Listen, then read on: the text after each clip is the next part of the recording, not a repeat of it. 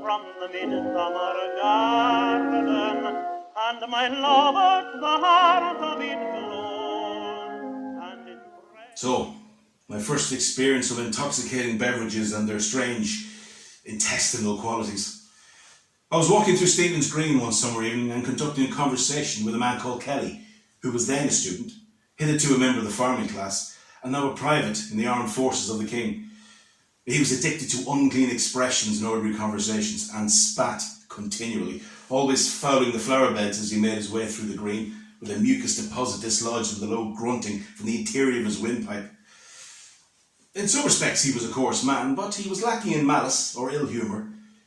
He suggested that we should drink a number of jars, or pints of plain porter, in Grogan's public house. Well, I derived considerable pleasure from the casual quality of suggestion, and I observed that, as you probably do, us no harm, thus expressing my wholehearted concurrence by a figure of speech. He showed me a penny and sixpence in his rough hand. I'm thirsty. I have 7 pence. Therefore, I buy a pint. Oh, I really recognised the intimation that I should have to pay for my own porter. Well, we sat in Rogan's in our faded overcoats on the chairs in the mullion snug. I gave a shilling and 2 pennies to a civil man, who in return brought us 2 glasses of black porter, imperial pint measure. Well, I arranged them to the front of each of us, and then reflected on the solemnity of the occasion. It was my first taste of porter. Oh, innumerable persons with whom I conversed had represented to me that spirituous liquors and intoxicants had a generally adverse effect on the senses and the body, and that those who become addicted to stimulants in youth go on to lead unhappy lives and are met with death at the end in a drunkard's fall, expiring ingloriously at the stair bottom in a welter of blood and puke. Indian tonic water had been proposed to me by an aged lay brother as an incomparable specific for thirst. Well, the importance of the subject had been impressed upon me in a schoolbook that I read at the age of 12. This is an extract from Literary Reader, the higher class, by the Irish Christian Brothers. What is alcohol? All medical authorities tell us it is a double poison, an irritant and a narcotic poison. As an irritant, it excites the brain, quickens the action of the heart, produces intoxication and leads to degeneration of the tissues. As a narcotic, it chiefly affects the nervous system, blunts the sensibility of the brain, spinal cord and nerves, and, when taken in sufficient quantity, produces death. When alcohol is taken into the system, an extra amount of work is thrown on various organs, particularly the lungs. The lungs, being overtaxed, become degenerated. And this is why so many inebriates suffer from a peculiar form of consumption called alcoholic dystasis. Many cases of which, alas, are to be found in our hospitals, where the unhappy victims await their slow but sure march of an early death. It is a well-established fact that alcohol not only does not give strength, but lessens it. It relaxes the muscles or instruments of motion, and consequently their power decreases.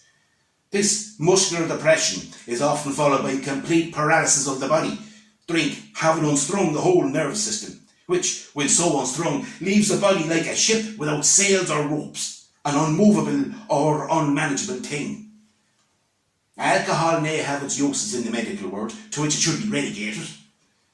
But once a man becomes its victim, it is a terrible and a merciless master, and he finds himself in that dreadful state, when all willpower is gone, and he becomes a helpless imbecile, tortured at times by remorse and despair. Conclusion of the hormone.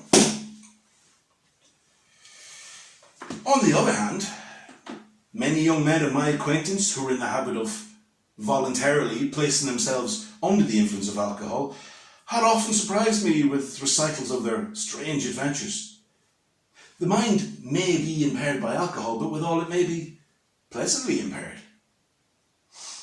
Personal experience seemed to me to be the only satisfactory means as to the resolution of my doubts. "Here's to your health," said Kelly. "Good luck," I said. Well, the porter was sour to the palate, but viscid, potent.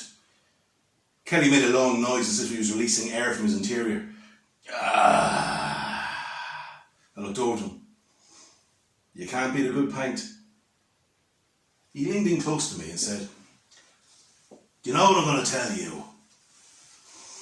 When things go wrong and will not come right, though you do the best you can, when life looks black as the hour of night, a pint of plain is your only man. When money is tight and hard to get, and all your horses is ran, when all you have is a heap of debt, a pint of plain is your only man. When health is bad and your heart feels strange and your face is pale and wan, when the doctor says that you need a change, a pint of plain is your only man. When food is scarce and your larder bare and no rations grease your pan, when the hunger grows as each meal is rare, a pint of plain is your only man. In time of trouble and lousy strife, you still have a darling plan. You still can turn to a brighter life. A pint of plain is your only man.